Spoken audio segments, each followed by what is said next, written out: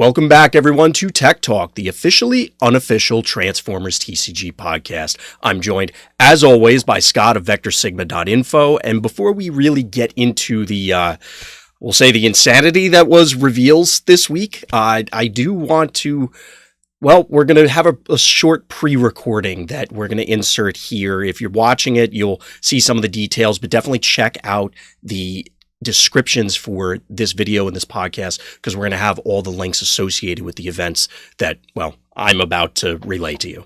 Welcome back, everyone. You've already heard the usual greeting for the beginning of Tech Talk, but this is a pre-recorded segment just to talk a little bit about a few events that are coming up in the very near future. We wanted to give a shout out to Gaming vs. Cancer. Gaming vs. Cancer is a convention held at the University of Southampton Highfield campus, and it's going to be on the weekend of March 21st and 22nd. This convention started in 2013 as Clicks for Cancer and has since then raised £28,000 or $36,000 for Cancer Research UK. If you have the opportunity, definitely check out this event. We're going to do our best to have all of the appropriate links in the description of this video and podcast. One other event we wanted to give a shout out to is the 7th annual Hunter Burton Memorial Open. This particular event is focused on raising suicide awareness.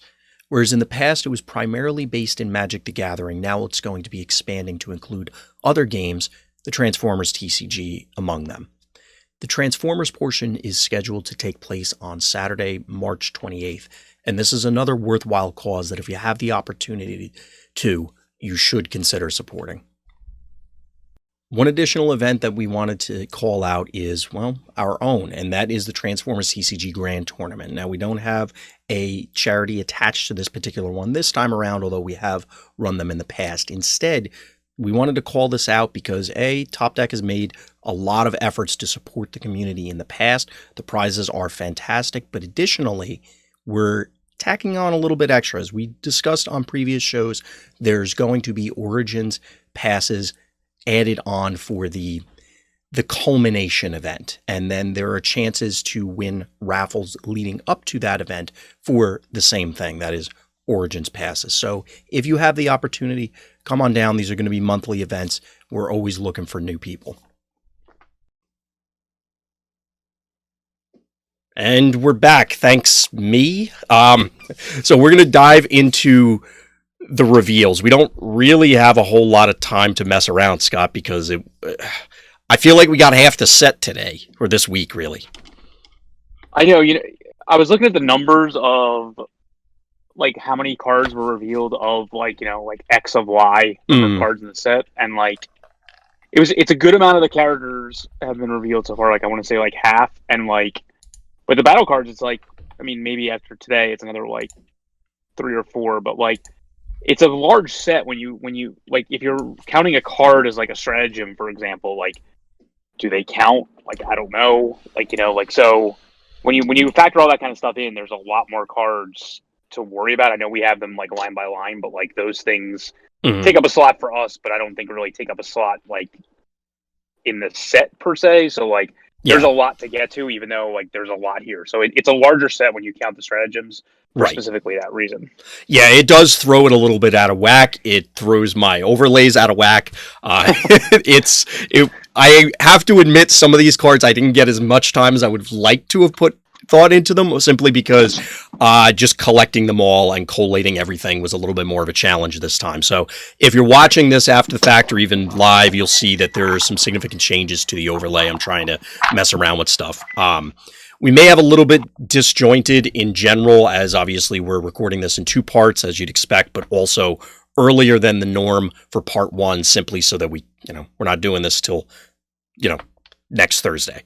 But anyway, without too much further ado, let's dive into it. Our first card up is Belligerence, and this came from Blues on Attack, and everybody made the joke that it might be the most appropriate assigned preview that we've ever gotten. Yeah, I agree with that. So Belligerence is an orange action.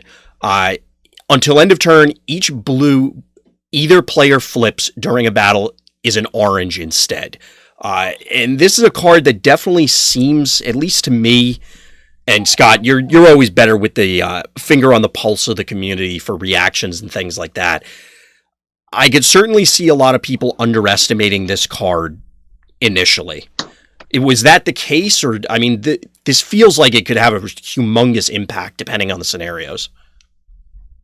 Yeah, I mean, I think people understand its effect. I think people don't. I think the thing that people are missing is that there are more uses for it than the simple ones that are easy to understand up front. Like, there's just so many varied ways that this will help you as the player that plays it.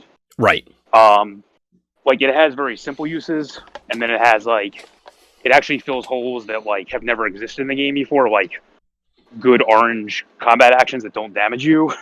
Yeah, there's that. And they give you, like, I mean, like, Supercharge existed before, but this is, Supercharge, Reckless Charge, and now I think you have this. It's going to serve a lot of the same purposes. I think offline, there were two comments that I made that I think were echoed by a lot of people, or at least it certainly seemed to be that way.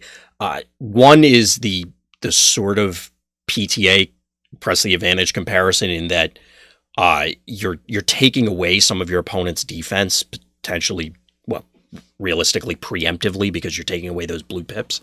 Additionally, excuse me,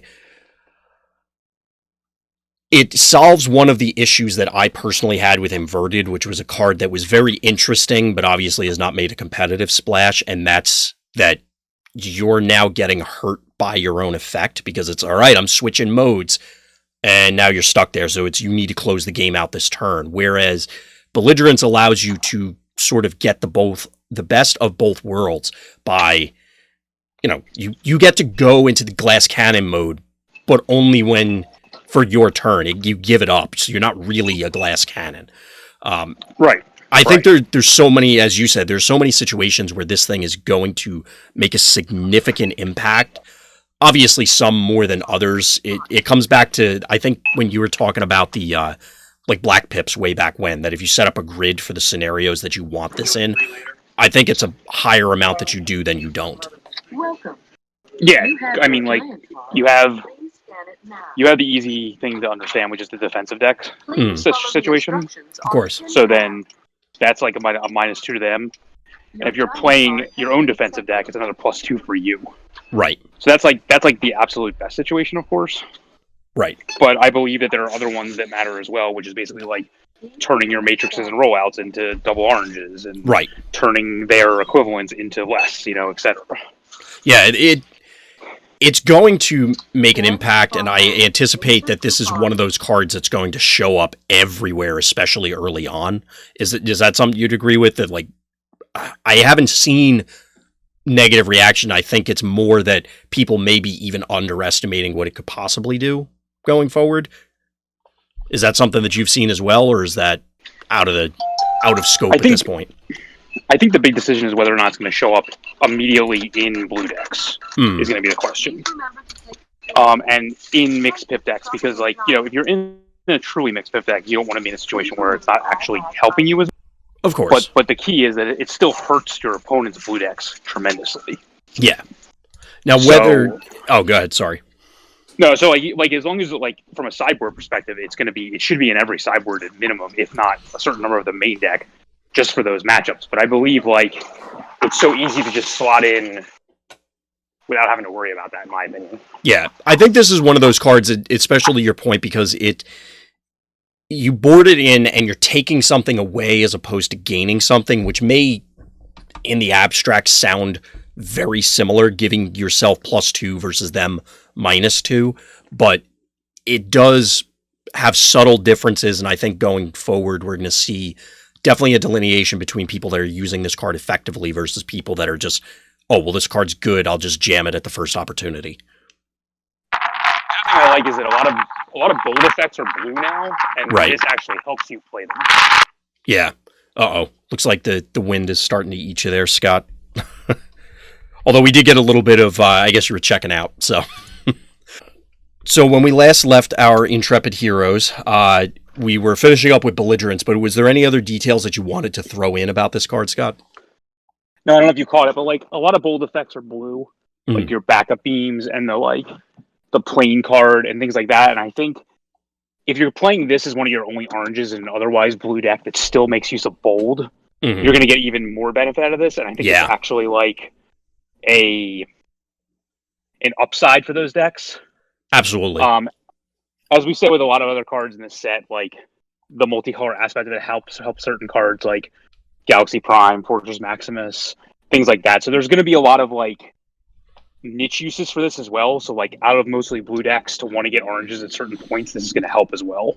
Yeah. And there's like crazy implications like blue Firecon decks and things like that. You can really go all out, and I guess maybe not going to that extreme, but something we talked about last time, Sky Shadow, where he has innate bold.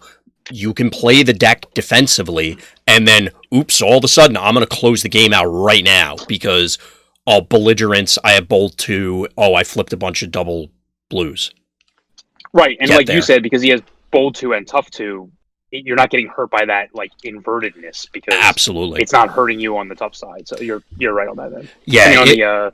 On the defensive side, yeah. It's definitely, it's strange. There are some other cards that got me really excited, but this one has gotten me really excited about the next wave because of all these various scenarios of you can set up these wombo blowout turns, and I don't want to say it's a combo in and of itself because it's not really an apt description, but it's definitely a powerhouse in and of itself, or at least has the potential to.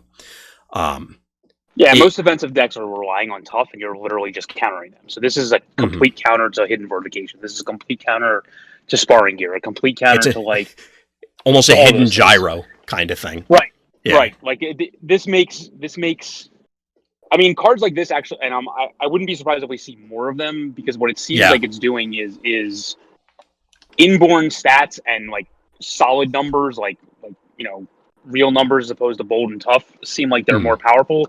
But then the weird thing in this set is that like it's also pulling in other directions where certain cards want you to flip a bunch of different colors. So I don't know. There's a lot of different things going on here. I really can't even wrap my head around like what these sub themes of the set really are, because it really seems like it's all over the place. That's not a bad thing. It's just that it's all over the place. So yeah, it definitely makes it more interesting and certainly more difficult to do the whole hot take thing, but that's okay. Yeah, sure. But it allows you, it definitely gets the gears turning, and that's one of the fun parts about new sets. Yep. So we'll move on from belligerence and we'll go to better things to do than die, which we joked offline. I'm very excited to see future stratagems and see how many deep cuts. I guess I don't know if it counts as a deep cut, given that it is one of the most well-known lines from the '86 movie. But this is Springer aerial defense, so wave 2 Springer stratagem. Again, 1 stars we've seen with all the stratagems so far. And when your Springer aerial defense is on the battlefield and you flip him to another mode, repair 1 damage from him. It has a cool name. How many cards do we have to go over today? Yeah, I'll be honest, I don't. This one's a stretch. Anything, Scott? It's going to repair to like 3 damage and it still wouldn't be playable, so no. Yeah, I got nothing. That Springer, oof. Oh, buddy. Let's just say I hope Blitzwings is better than his and sure. And fair. Windblade so far. So we'll move on from this one just because we do have a lot of stuff to cover. We actually want to switch to this for the overlay, and that is Bludgeon. Now, we're mostly alphabetical overall for the reviews this time, but there's a few that are going to be thrown in out of sequence. They'll probably make sense to everybody out there listening and watching. So Bludgeon Electric Warrior is tank and ranged. For you Bludgeon fans out there, you probably knew that. He's 11 stars. He's 4, 13, 3 in alt mode with Pierce 1 and Tough 1. And then over in bot mode, he's melee, 6, 13, 1. And when an enemy takes non-attack damage, it gets -1 defense until end of turn. We'll get to his stratagem in a moment. Scott, I'm sure you're excited, so take it away. Yeah, this is like one of the top cards in the set I've seen so far. I like to look for characters that have built-in like card effects, essentially, and playing him in a situation where you can basically give your opponent like your targeted character that you want to actually hit a minimum of like, I mean, an absolute minimum of -1, but realistically like -2, -3. 3 is gonna be tough, but like a pretty consistent -2 to whatever your other character, whatever him or another character actually attacking. I think it's mostly going to be your other characters to start with, because I think for him it's going to be a little tough. Right. Because you're going to want, you're obviously going to want your other characters to be ranged as well, because that's where most of your direct damage abilities come into play. But of course, like I just feel like flipping him to bot mode and then allowing, he essentially gives all your, the way I look at it is like all the rest of your team basically at minimum gets like +1 attack is one way to read this. right. Because you should be playing some kind of, you know, out of combat damage action like every single turn on no matter who's attacking. So as long as you're able to get the flip density where he's the one that is getting it, I think you're fine. And then I think what you can actually do is if you start the turn in bot mode, then you can play all your abilities like preferably on other characters, just the way it works out. You know, like a javelin on him is not going to be very good, obviously, in the alt mode. So the key is, how many of these effects can you get on his target? Like if you play an armed hovercraft on another character, and then if you play like a one shall stand on him, for example, and then you flip to the tank mode, he'll be getting the most as well. Because I think you generally want to be attacking with him in the tank mode, because the stats in the tank mode are just insane. Like 3 built-in static armor with tough 1. I mean, it's like it's one of the largest defenses in the game combined with hit points that exist. Yeah. So We're not talking wave stars, 1 dark mount here. yeah, for only 11 stars. Like, I mean, it's pretty nuts. Like, I think his stats and his abilities are like well above his star cost. Right. Obviously, like he's a tank, so you can use Hunger Down, you can use composite armor, like all these cards that you would want to use. And he makes great use of all these cards, and it helps his ability a lot. The one Inborn Pierce like doesn't do much, but at the same time, like there's the situation of having Inborn Pierce and then being able to combine it with other effects, and there's so many effects in the set that do it. Being 11 stars means against the other big characters, he's going to be able to get bigger they are's off, which is just going to, you know, automatically increase it to Pierce 5, and like it doesn't seem like 6 much. Pierce 5 is pretty good. Right. It just adds up. And like and also giving them -2 attack and things like that. Like I just feel like this is a character that for his star cost can output a tremendous amount of damage as the game goes on, in addition to playing with cards that are also pushing that damage. So like I just feel like this card is like really, really, really powerful. I'm surprised it's a common. Like, I mean, it has a natural synergy with so many playable cards. It's ridiculous. I don't, in general, yeah, you expect the rares to be, or in super rares to be more powerful, but at the same time, Springer was common. Yeah. The good Springer, not the other one we were just talking about. But it's funny how, you're right, it is funny how that works out, that this guy is a common, and I expect we're going to see a lot of him, especially early on in the wave, just as people are feeling him out and figuring out exactly where his place is. My first thought was wide orange, so that you get extra value out of dropping their defense, so you'll get multiple attacks with their defense lowered. One point of note, and correct me if I'm wrong, Scott, say you marksmanship somebody with this guy out. They don't get -2. It's still only -1, because it's when they take non-attack damage, they get -1, not damage for each. It's each individual packet, but things like War of Attrition is going to be 3. If they right, because it tags it, yeah. Yeah. I'm going to go out on a limb and assume they'll spread it out, but maybe it's now making that choice even more complex, so. Right. I mean, like, and obviously if your opponent's the last guy, that's not going to be an option. So you can definitely play it that way. I mean, like I said, his stats are pretty solid. At only 11 stars, you can definitely play him in powerful 3-wide teams, definitely in 4-wide teams. Like, I think it's definitely one of the characters I'm most excited about. Yeah, it gives you a lot of flexibility with that star just cost. combos with so many cards that like are insane, and like his and the stats on his alt mode are just ridiculous, and then the ability on his bot mode is just ridiculous, and it's not very difficult, like I said, to put yourself in a situation attacking, other than Javelin and Hovercraft specifically on him, that he can take advantage of the ability himself. So like I don't see it being all that difficult, and I think you can definitely like make great use out of this card. So yeah, it provides pretty much the whole package, and I do appreciate the higher defense in alt mode for many reasons, but one of them is he's clearly going to paint a giant bullseye on himself because of what he does. Having that extra defense on turn one when you're going second means that he's not just, oops, I got cracked for 1,000,000 because their airstrike patrol decided to go nuts on turn one, sort of thing. It gives you a little bit more health to play with, so things like, say, one-shell stands are more viable, and maybe you can play around with how you shift damage on your own team. Yeah, he's right. Yeah, so let's talk about, because you had mentioned the flexibility provided by 11 stars. Let's say we make them 12, and we're, of course, talking about Metallicato stance. So this is the stratagem that pairs with this bludgeon, and it's when your bludgeon electric warrior attacks and you don't flip a battle card that has more than one battle icon. Put one of those cards you flipped into your hand after the battle. So basically, if you don't flip a double pip, like double orange, double blue, then you get one of those cards, quote unquote, for free. Is this enough to push you to want to use this guy at 12 stars, Scott? No, because I like to play a lot of green X's, and they don't get to proc. So the number of times, like, first of all, it's only when he attacks, not when, like, all your characters attack, which is fair. I mean, like, don't get me wrong, but, like, I think you have to build your deck in such a way that, like, goes into situations that I don't like playing. Like, yeah.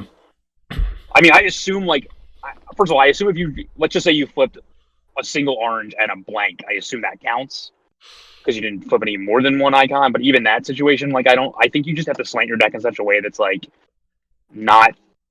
you're missing a lot of powerful options, and it has to specifically be when he attacks, and then, like, you have to be in a situation where you're basically, like, incoming transmissioning or, like, secret dealings or something to try to set this up, or, like, reclaim, like, things that put cards at the top of your deck when you attack, specifically with him, and I just don't think that you're, like, that's the best use of him, and I don't know how many cards you're going to draw throughout the course of the game, and I don't know how many cards you'd have to draw to make it work. Yeah, that's where I was going to take it, is I expect you can, if you build the deck in this direction, that you'll reasonably draw one. If you're not blue based, I don't even know if this guy lives to draw 2 cards, because if they get in first, damage him somewhat, and then lay into him on the follow-up, I don't know if you're going to get a second card. Because it's specifically when you attack. Play to make it work. Yeah, so it is cool that you can sort of add a green pip to, say, marksmanship or one of those other important cards. It does necessitate that you're skipping double pips, you're skipping blue greens, you're skipping orange greens, you're skipping this, you're skipping that, and it's right. You just need. I do have to say that I appreciate this. Feels more in the vein of what WotC was going for, where it's a totally different way to play the character as a result of the stratagem, as compared to some of the other ones we've seen, where it's like, okay, Cosmos, yes, it's not technically strictly better because it costs a star, but, like, let's face it, that's an upgrade to Cosmos. Windblade, it's same sort of thing. It's just she gets a stat boost. This is encouraging you to you're building the deck differently. It's not the same bludgeon deck.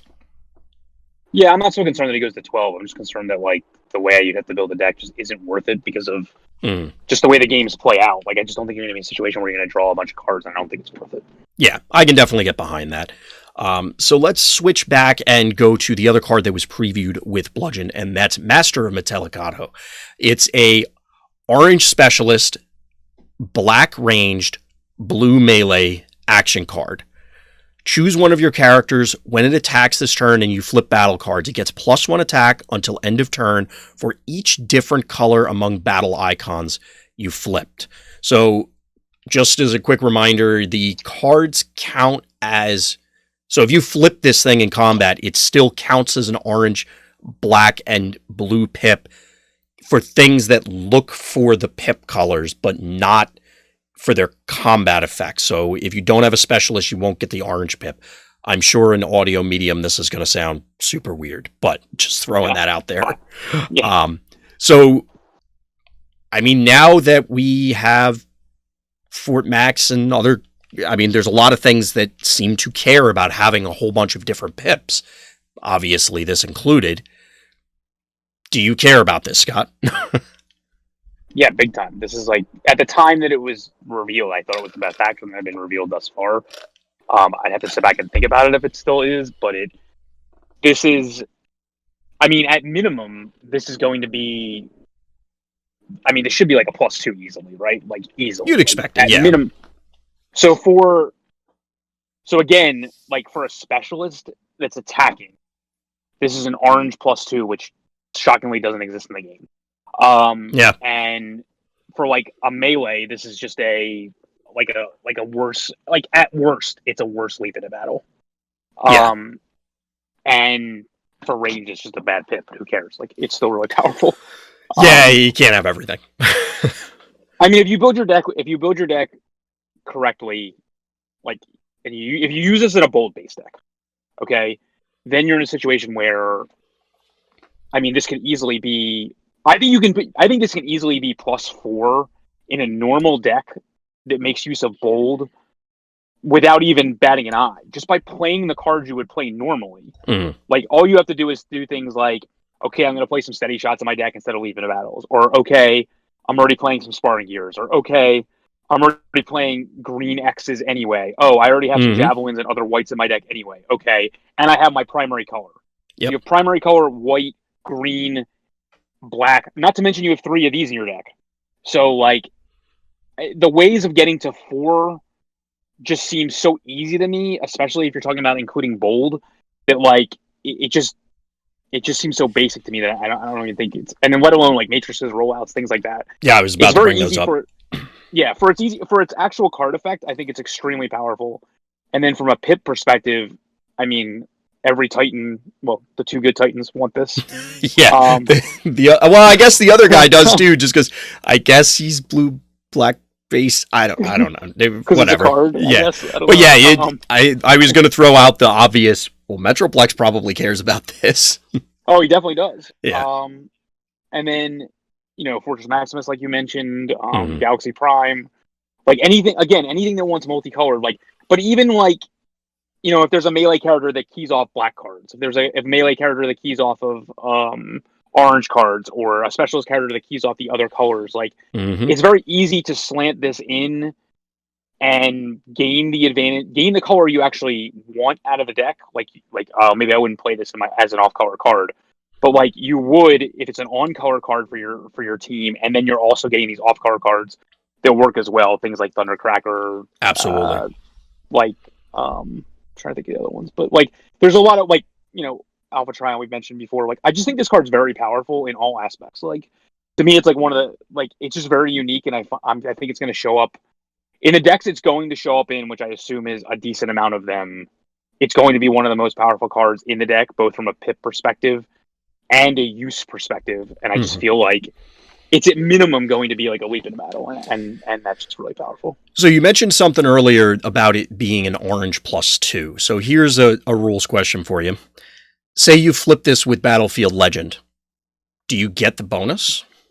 Because it says when it attacks, as in the character, this turn, and you flip battle cards.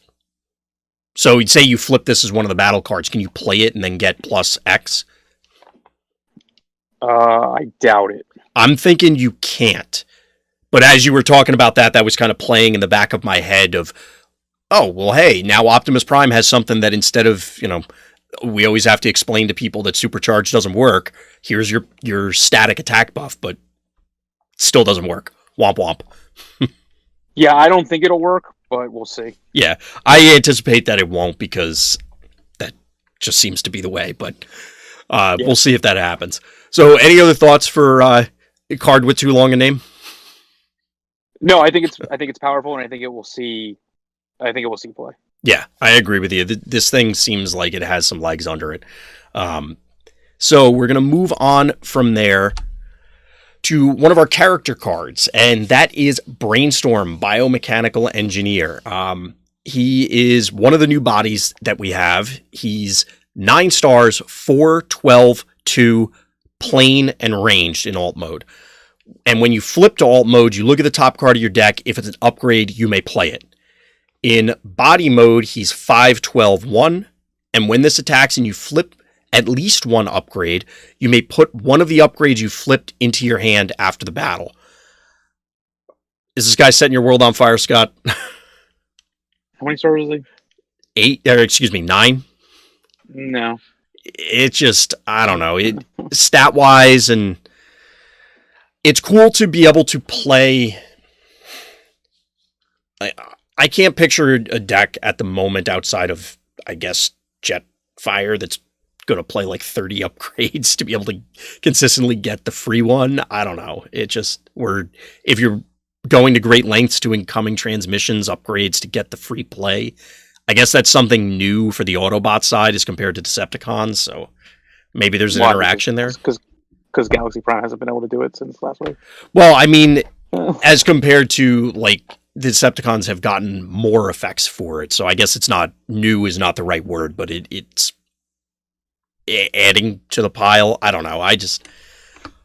I'm not really thrilled by Brainstorm at the moment. Yeah, I mean, the Galaxy Prime ability has proven to be like, if you hit it on the action, great. If you don't, it's okay. I don't think you can play a 9+ character, like probably like I don't know, minimum like an 11, probably a 12, and hope to hit the ability. Like I think you would have to play it to where you are going to hit the ability, and then you're basically just flipping to get a funky new designs and not being in the mode that you want to attack in. So like he's only helping your other characters, and I don't think that's what you want out of a character that costs this much. Yeah, that's the thing, is if he had slightly higher stats, or maybe if there's one of the Titan Masters that shows up that really helps him, I don't know. Like playing the upgrade out of combat obviously would have been too powerful, but like just drawing it is not powerful enough because you have to wait an entire turn before you can do anything with it. So like I don't really care.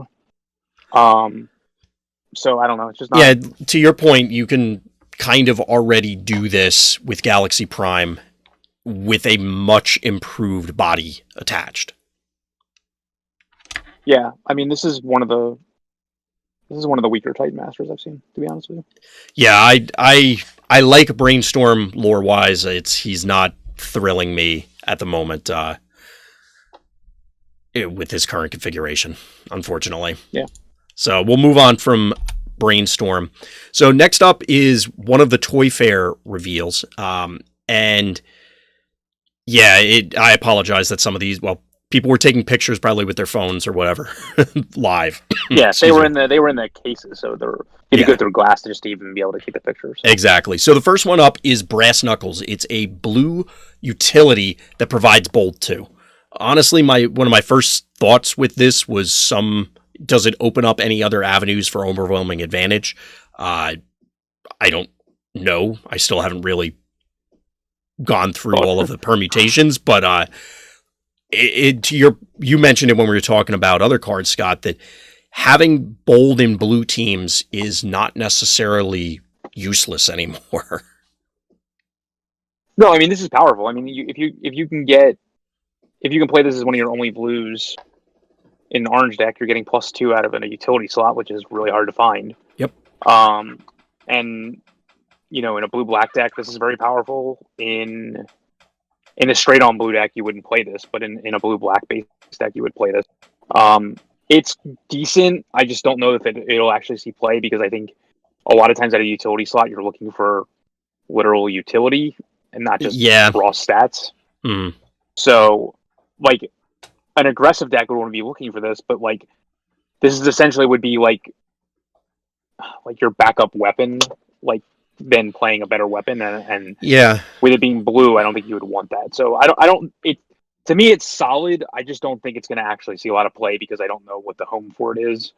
Like we said, unless there's a reason to want to get a like Metroplex or something like that. I don't know. You would know better than me, but I assume. Yeah, I'd have to say there's a lot of cards that we always have to append. Oh yeah, and Metroplex. I guess technically Fort Max now too, to some extent, just depending on how. Like, we're definitely hitting the saturation point, or maybe not saturation point, but we're definitely hitting the threshold where the combinations of effects in slots it's obviously been growing, and that means that a lot of these other things you can now shift around what were, sacred parts of a deck list, because now you can, I can get that effect here instead. So that means I can try and include this other thing for the pips, which a bunch of cards now care about. It's opening up a lot more opportunities. And this is something that, to your point, I'm not sure exactly how much play it's going to see. I would expect not a lot initially, but this may be something as people dive farther into Wave 5 that its power will end up, bubbling to the surface. Yeah, it's all about those effects that want you to flip certain colors in a certain combination or a certain density of those. Right. And as long as you are good there, it's fine. Yeah. I mean, like you said, the major point for this is that it is potentially a +2 in a slot that typically only grants +1. Yeah, and in those sort of decks, this is, okay, I'm quote-unquote guaranteeing +1, and I have a shot at more. So there's definitely something to be said for that, but we'll see where Brass Knuckles ends up finishing up. Yep. So, got to do another switch real quick. So moving on from there, we have another new character with a stratagem attached, and that is Brawn, Demolitions. I just want to throw out there, of the G1 Autobots, I don't think there's anyone I care less about than Brawn other than Huffer. Man, Brawn was the first toy I ever owned. I know, I saw you tweet that. I don't know, like, show-wise, I mean, Huffer is, like, there's a wide gulf between Brawn and Huffer, because Huffer is like, oh my god, who cares? But anyway, man, I didn't realize you're such a Huffer hater. He's just such an irritating character. But anyway, I just never knew that. Wow. No, it's just one of the. I don't even think about him until I see Brawn, and then for some reason, like mentally, I associate the two. But they're both mini bots, so I guess, I don't know. Anyway, inane lore complaints aside, let's talk about Brawn. So, since you had mentioned it, he's a mini bot. He's truck and melee, 5 stars, 3/9/2 in alt mode, and when this attacks an enemy that has more stars than him, and you flip battle cards, this gets Pierce 1 until end of battle for each different color among battle icons you flipped. And then we move over to bot mode, 3/9/1 melee. When this defends against an enemy that has more stars than him and you flip battle cards, this gets +1 defense this gets +1 defense until end of battle for each different color among battle icons you flipped. Now, feel free to correct me, Scott. I'm sure you will. Are you thinking this is primarily an alt mode character? No, it's dependent on what you're facing against. I think the beauty of this is that you can do it. You can go either way. All right, then take it away. Learn us some Brawn. I mean, it's highly dependent on playing the card correctly, playing your turn orders correctly. I think this is actually a more skill-intensive card than people are probably thinking it is for a little 5-drop. It's funny how they pack that in like that, right? Yeah. Because if you are facing against somebody that's larger than you, you would typically first of all, it depends on what deck you're playing against. You're playing against and you're playing with. So like if you're not gonna have, I don't think this guy's gonna show up in an orange deck. Because I don't think it's making use out of either one of his abilities, although in fairness, his bot mode ability doesn't really care what color you're using. So like I can probably see it there. There's an argument to be made that like you were saying with earlier stuff, if you're running enough Master of Metallicados or, whatever, that you could get there sort of thing. I mean, the key to understand is he's a 3/9/2 in both modes, like, right? I mean, like, you're playing 3/9/1 in bot, but I mean, you're playing a color. So like, even if your deck was literally only one color, he'd still be a 3/9/2. Like, you're basically like every blue you flip, you're getting double blue. Like the first blue you flip is a double blue, and the other colors you're getting are essentially blues on defense anyway. So, like, at minimum, he's going to be like a 3/9/2, if not better. Obviously, should be better when you're in bot mode defending against a higher star character. So from that perspective, like, that's very powerful. Because even if you were an orange deck, like again, like just replay the conversation from Master of Metallica. It's not hard to get to this +3 and +4. Now you're doing it on defense, or you're doing it on Pierce. So Yeah. if we look at the alt mode first, so this card is highly dependent. Are you going first or second? Do you have targets that are available to you? What I like about this character is a lot of the ways that control mirrors come down is you typically want to go second, and your first few attacks do absolutely nothing to the character you actually want to be able to damage. Well, he can target their main character, which is going to be more than 5 stars. Like, I don't care what the deck makeup is, it's going to be more than 5 stars. Yeah. And he's going to have guaranteed damage, like an absolute minimum guaranteed damage of 1. Yeah, like, without a doubt. Making your previously up to this point mostly useless characters, offensively speaking, in those decks innately relevant because he's going to be getting Pierce whatever. Mm-hmm. It feels like a pretty significant game changer. Right. So if we set up these situations again, like we talked about in Master of Metallica, where you have bold, or but in this situation it's even more pronounced because now you play a bigger they are, and he's going to be like bold 6, 7 easily, and like at least 5 attack, maybe 6, with it all being Pierce. Like, it's very easy to set up situations with this character where where he's RC essentially. Like, all your attack is Pierce, and you have a better defensive ability because the only downside is that, like, they can quote waste their terrible characters attacking him, but you just don't flip to the bot mode in that situation. Like, you just basically just sit there and you're like, okay, I'm a 3/9/2. Like, there's nothing wrong with being a 3/9/2. Like, I mean, Flame War's a 3/10/1, but like, I mean, he basically has the same survivability as her in 1 hit, except for his upside is tremendous. Right. Yeah. Go ahead. It's usable at every stage of the game, which is what I like. Yeah, absolutely. He is surprisingly, like we said earlier, it is amazing to me how much is packed into this 5-star character and how much utility is available.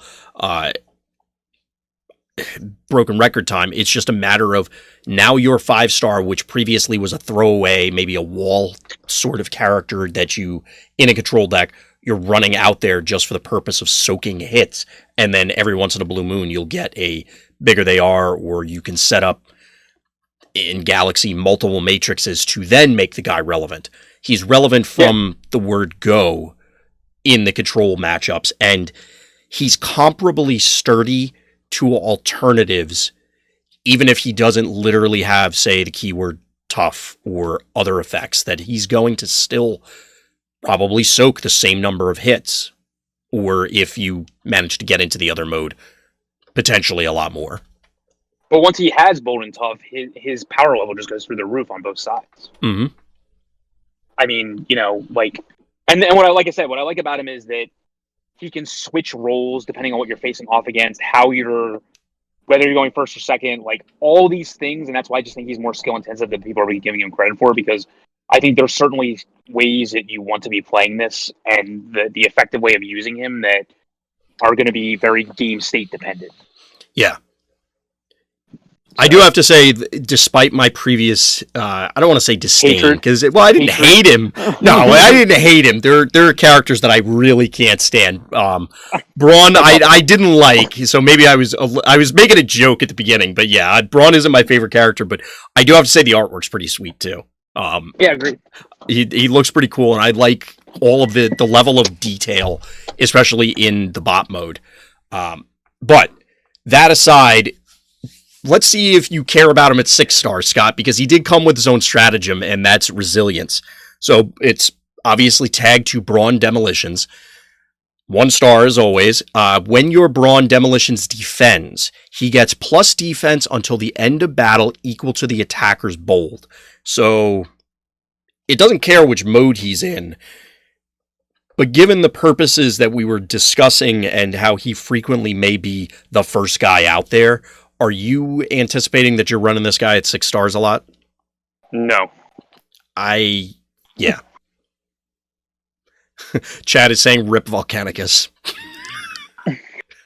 I mean, it's going to depend. It's going to depend on the sideboarding rules for stratagems. Yeah.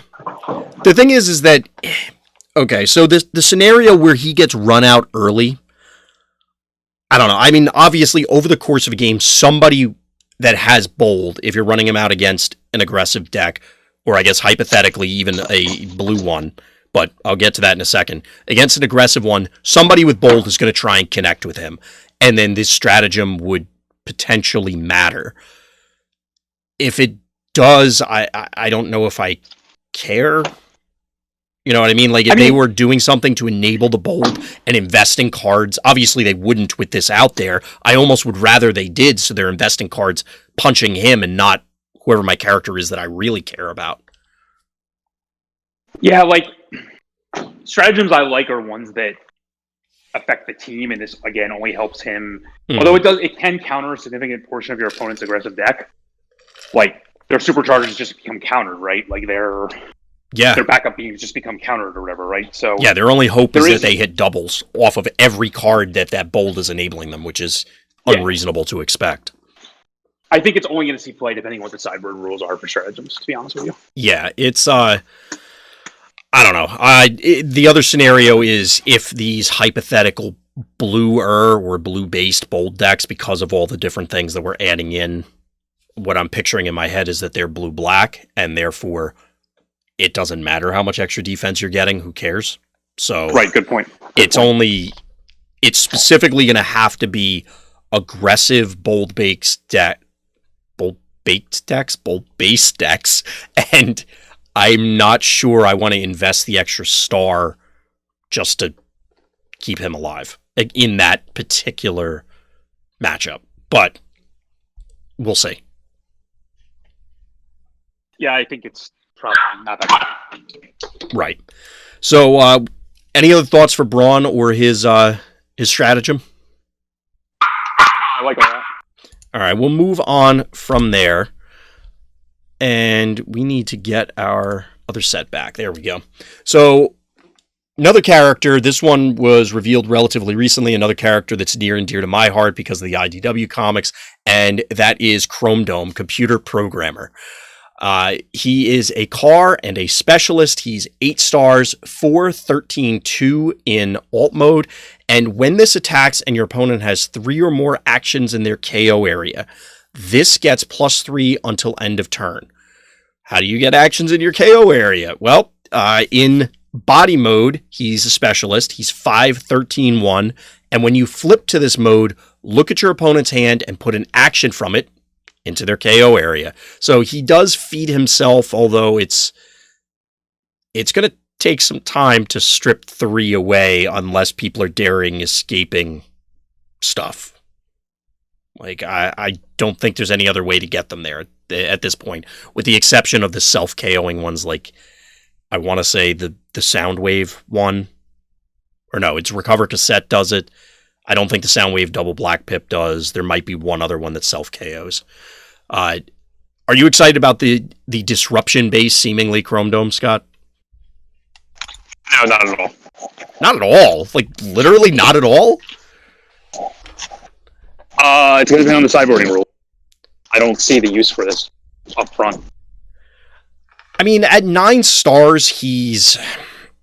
How much is he? He's 8 stars, and so if you put a 1-star head on him, he's a 5/13/1 in the mode you'd be attacking in, which isn't awful, I guess. With bold 1 that we know, right?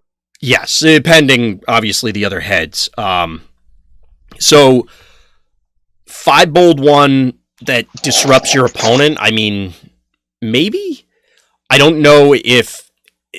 He is a car, so there's always the potential that it's in a car's build that you can What? What? You can't use start your end. Well, you can if he's already in car, but right. From body mode, like, that's why I don't like it. Mm-hmm. I mean, this is going to be dependent on whether or not there's an escape route for Titan Masters, 100%. Right. Because, I mean, how do I explain it? Like, do you get an action on turn 1 out of their hand? Likely, yes. It's just like playing Sentinel Mirage out of Sentinels, right? Mm-hmm. But just like Sentinel Mirage out of Sentinels, he doesn't do much the rest of the game. So, yeah, this is going to be, like, except for there, you're not investing. Here, you're investing like 9 stars minimum to do that, and I don't think that's. I mean, to be fair, if you were enough. playing Sentinel Mirage, you were investing 25 stars. I guess Technically, like depending on how you look at it, you're investing 11 in a bad. I don't. Yeah. I agree with you. It's I know I saw a bunch of people commenting, "Oh, well, this is the death knell for overwhelming advantage and daring escape or other things like that." I mean, yes and no, because you have very narrow windows to impact those decks. Now, overwhelming advantage obviously is, I mean, they're both telegraphed, but in different ways. So overwhelming advantage, like they're gonna have to have the card, and unless they hit it on defense, you just go, oh well, I guess I'll take that one as soon as they show it, or the turn before you suspect they're gonna go off. You could do the same thing against daring escape, but I could certainly see a lot of people taking the incorrect cards with this. Obviously, that'll get ironed out as people get more familiar with it, but it is a significant investment star-wise for a relatively middling character body-wise, and I don't think the other mode, the alt mode, is ever going to happen unless there are other cards that do this.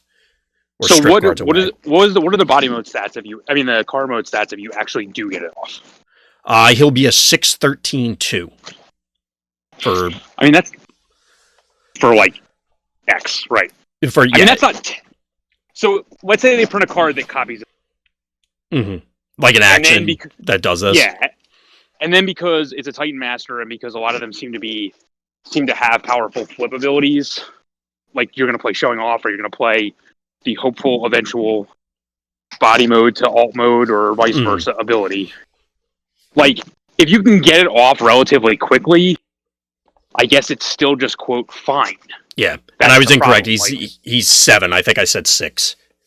Because he gets plus 3. That helps. So and 7, hypothetically, 8. Bold 1 also. Yes. For 9 then at that point?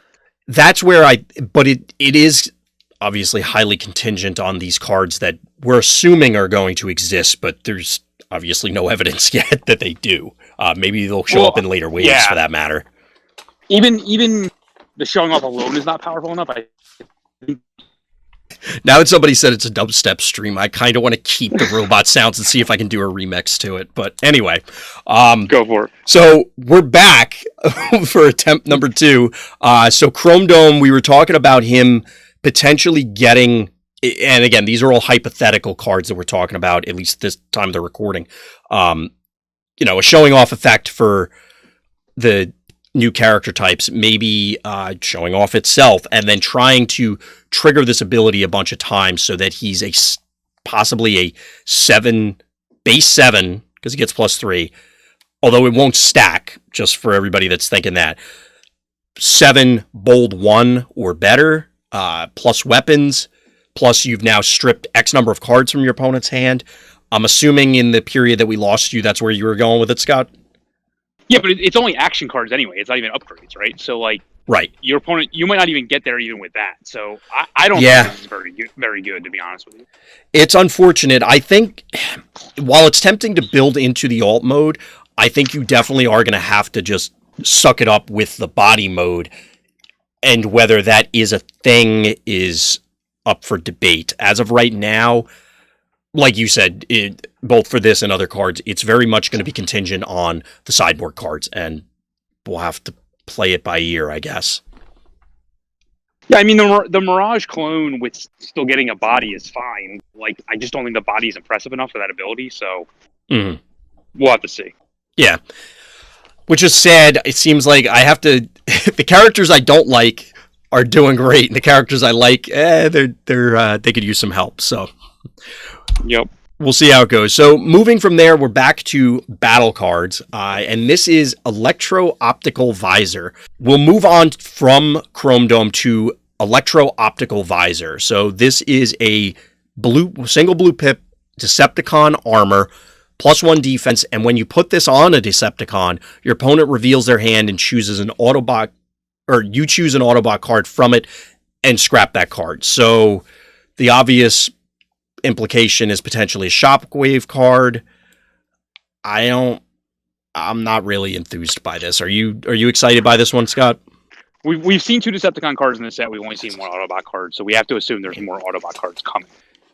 But that aside, I don't understand, like, because it only hits upgrades, right? Or does it hits any Autobot? Any Autobot card. So you got your matrices. I mean, to your point, what Autobot actions are there? Question mark? Terrible ones like the Repair Common Confidence. Diagnosis, the thing that. Yeah. Confidence is a good point. Yeah. I don't know. I mean, you're not wrong that maybe this was an answer. Maybe this was an answer or supposed to be an answer to PTA, but even then, I don't. Let's assume Press the Advantage was still a thing. I mean, yes, you can obviously take it, but if this card exists, then is your opponent just playing it at the first opportunity? I mean, then. So you could play it the turn that your Shockwave or whatever could be exposed to then try and prevent their wheel turn or their follow-up turn or whatever, I guess. I guess in the PTA world, pinpoint maybe. Discard doesn't matter to me. Yeah, it's just... I don't know.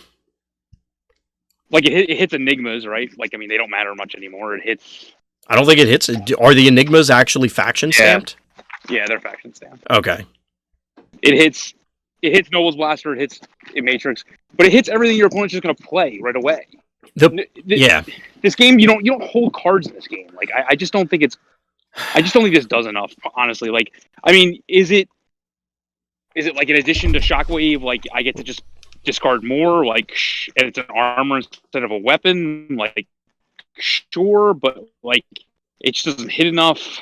So I had said this offline, but it's part of the issue also is the way that this game operates, even in addition to all the things you brought up, Scott, so if this worked if I don't want to say mechanic, but if this rule worked the way it did in other games, in that you have an armor out, you play a second one, you get to choose which one stays and which one goes, this would have much more value because then you could just play it as the discard effect, but I want to keep my sparring gear, or I want to keep my whatever. Since you have to eliminate the original one, now it also becomes a matter of sequencing, because if you see this later in the game, okay, yeah, you strip away whatever their hypothetically important card is, or maybe you don't, you just whiff, and then you get a somewhat mediocre at best armor. Like, I feel like this should have been a utility, but maybe it would have been too good then. Nah, it would have been fine. I don't know. This doesn't excite me at all. I don't know. Yeah. So we'll move on from there, and our next one up actually was revealed a scant few hours ago, and that is Escape Capsule. So Escape Capsule is actually a utility. It's orange pip, black pip, gives +1 attack, and when you deploy the upgraded character's head, put this and any other upgrades that were on the upgraded character onto the deployed character. So the obvious one to get out of the way is Fort Max. You can chain this if you really want to. Fair. I think this is primarily going to get used for the pips. Do you feel otherwise, Scott? I agree with you. I think you should have cards in your hand when the head deploys, because it's just not hard to like grab a Nobles or a Scoundrels or a backup beam or something like that. Like, it's not hard to have cards in your hand, and so essentially all this does is give you +1 attack from the utility side. Which is standard. Yeah, like, an aggro deck's not going to care about this, right? Because most of its weapons are going to be like grenade launchers, or they're going to be not in play. It's definitely like the 7th or 8th upgrade you'd want to play beyond like a whole bunch of weapons and bashing shields and stuff like that, and then it hits Energy Capsule. How does it read with put effects? Do they go off again? Put this and any other upgrades that were on the upgrade. I think they would trigger again. Okay, so that's a little bit of a... That does help. Yeah, now that you mentioned that, I hadn't thought of that earlier. I mean, it's minor, but it helps a little bit. Well, I mean, the issue, like to your point, if you're an aggressive deck, there's almost always a better upgrade you'd rather be playing, and most of your weapons are so redundant that if that guy, the Titan Master body blows up, all right, well, I'll just, instead of having erratic lightning on there, I'll play grenade launcher on the head and call it a day. Right. I mean, it's this card could have been another weapon instead. So I think we have to come at it from the defensive side of things, and is it worth saving your armor on that character? Because obviously you're not saving a utility. So, right. Do you think it's worth it there? No, I don't think. I think this is too niche to see play. Mm-hmm. I just think that, like, I don't think the heads are going to survive regardless. The only head I've seen so far that can survive is Flintlock anyway, and maybe Grax. What was his name? Drax or whatever, the +5 health one. Yeah. So it's like possible. putting armor on them is fine. But like I think you need to be doing things like reprocking hovercraft and things like that. And I just don't know how to do like dream scenario, and it takes a lot of upgrade plays, and like there's a lot of effort involved to make this thing happen and not necessarily a whole lot of payoff, at least right now. I do think pip-wise, because it's a somewhat playable orange-black, that there's something there. Plus, obviously, I mean, it's clearly built for Fort Max. So it probably going to get some play there or in similar decks that want this specific pip combination. It does seem that, in general, Wizards is now making the effort to... It's a pip and a half for, an orange or a blue and a black pip kind of thing. So that, like, I could certainly see in Wave... I mean, it wouldn't have had this effect, but in Siege 1, maybe this was orange-black and just had, like, a meaningless text or no attack buff, that sort of thing. Yeah, that's fair. But yeah, I do... I mean, it's obviously a rare. I think, rather than power level in this case, it's going to be due to complexity for it. But I'm looking forward to seeing if there's anything cute with other heads that show up, or where else this might fit. There's always something to be there. So we've seen the swap parts, we've seen the red heats, we've seen all of the other weird stuff. That this is something that is going to sit in the back of my head simmering, as far as like, is there something a little weird, a little outside the norm that could happen with this because of blah, whatever that happens to be. Because of that reattaching. Leave that one behind, and we're going to move on to Fusion Borer, which actually I kind of like. So we'll get Scott's thoughts, assuming he isn't getting a little disconnected at the moment. But so Fusion Borer is a single black pip. It's a 3-attack weapon that has innate Pierce 3. So we have Piercing Blaster, but it gives you attack now.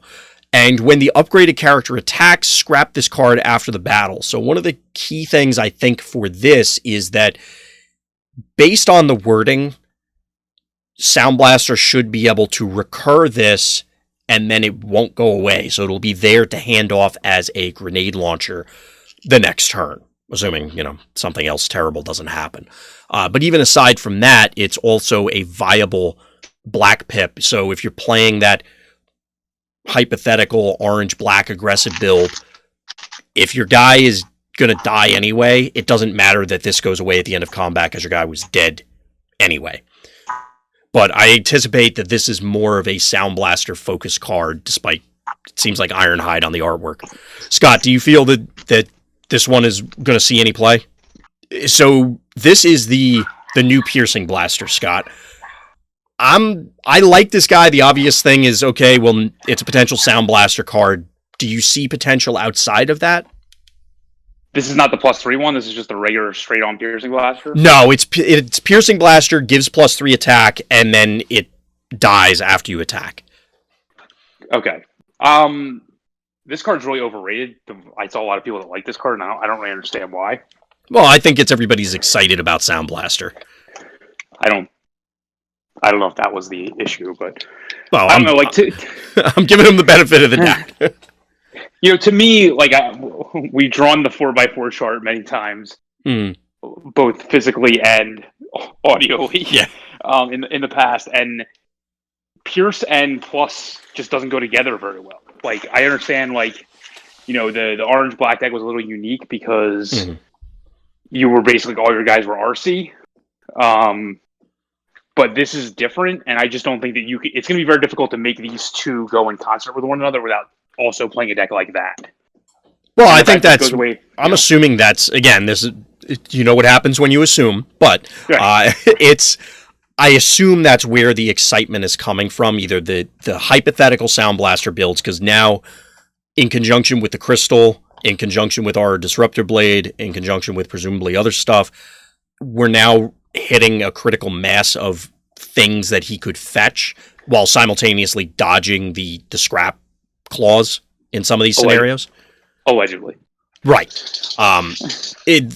For anybody, depending on editing, I don't know if I said this or not, but there's the potential that Sound Blaster's effect, when he recurs this weapon, dodges the scrap effect, depending on sequencing. I'm assuming that's the case, and again, why people may be excited about it, but I think that orange-black aggro build is the other home for something like this, and that I would, again, assume that that's where people are getting revved up about this card. I mean, to me, you're getting both effects, right? So you're getting a good weapon against control and a good weapon against aggro, but you're mitigating that by having a pip that doesn't help you. Mm-hmm.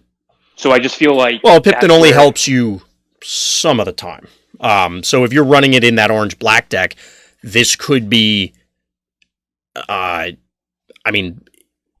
depending on the scenario, it's going to come down to what you flip and when you play it, but it's going to, like, there's scenarios where it would be worthwhile. Yeah, I just feel like you're always going to be better off playing an on-color weapon that does something similar. Like, I mean, yeah, does this have any comparison to Energon Axe? Like, in any world, does this compare to Energon Axe? Like, I mean, it can more effectively, probably more effectively be run in an aggro deck, I guess, because your aggro guys are typically undamaged or dead. Like, it's rare that there's a middle state. I don't know. I just think, I think combining Piercing Blaster with Grenade Launcher is not a recipe for success. So, well, yes, there's that argument.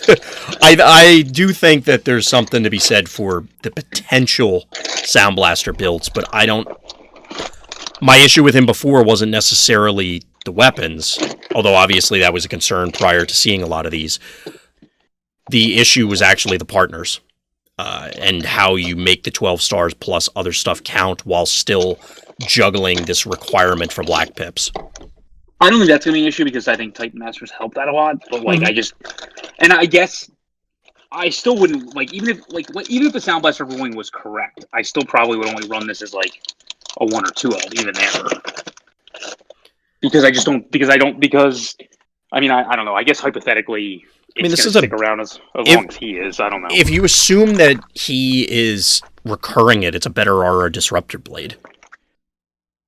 I mean, yes. I mean, that's right. I guess that's right. So I guess he can just keep. You're right. He can just keep recurring it over and over again. Right. Right. So I guess that's fair. Yeah.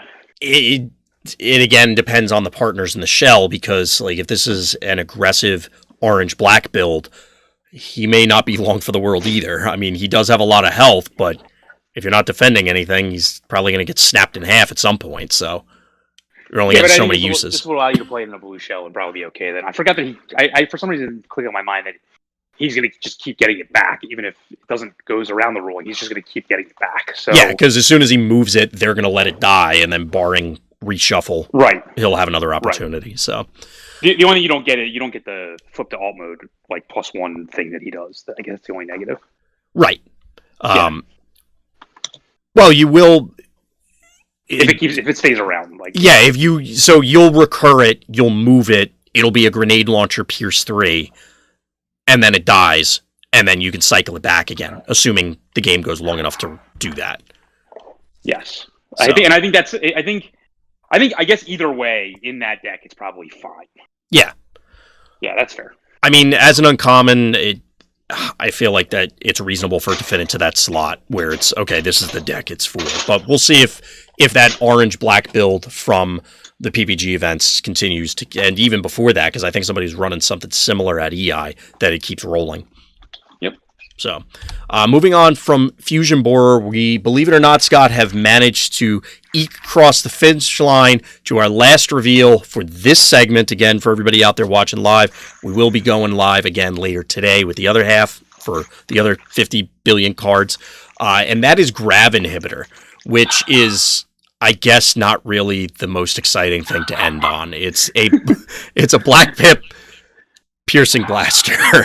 It's even a weapon. It's not a utility like the bold thing earlier. Which, to be honest, I thought it was when I first saw it. I kind of assumed that it was a utility. It is not. It is a weapon. So they managed to make Piercing Blaster worse. Son, I am disappointed. I don't know what to say about this card. In all seriousness, okay, here's what we'll say. If they make foils of all the regular battle cards, this one could look pretty sweet with Wheeljack levitating these cross beams. Okay. I'll get with you on that one. I got nothing.